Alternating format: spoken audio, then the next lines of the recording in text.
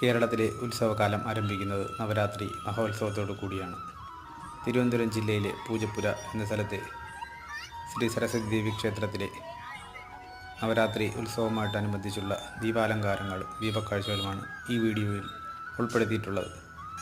നൂറ്റാണ്ടുകളുടെ ചരിത്ര പാരമ്പര്യമുള്ള ഈ ക്ഷേത്രത്തിലെ ദേവി വിദ്യാദേവതയായിട്ടാണ് കുടികൊണ്ട് ഭക്തർക്ക് അനുഗ്രഹവർഷം ചൊരിയുന്നു. വാഗ്ദേവതയായ സരസ്വതി ദേവിയെ ഉപാസിക്കുന്നതിലൂടെ ഭാവനയും സങ്കല്പങ്ങളും കർമ്മശേഷിയും സർഗസിദ്ധിയും ഭക്തരിൽ പരിപോഷിപ്പിക്കപ്പെടുന്നു. തിരുവനന്തപുരം ജില്ലയിലാണ് ഈ ക്ഷേത്രം സ്ഥിതി ചെയ്യുന്നത്. 10 ദിവസത്തെ മുഴുവൻ ഉത്സവ കാഴ്ചകൾക്കായിട്ട് ദേവലോകം എന്ന ചാനൽ സബ്സ്ക്രൈബ് ചെയ്യുക.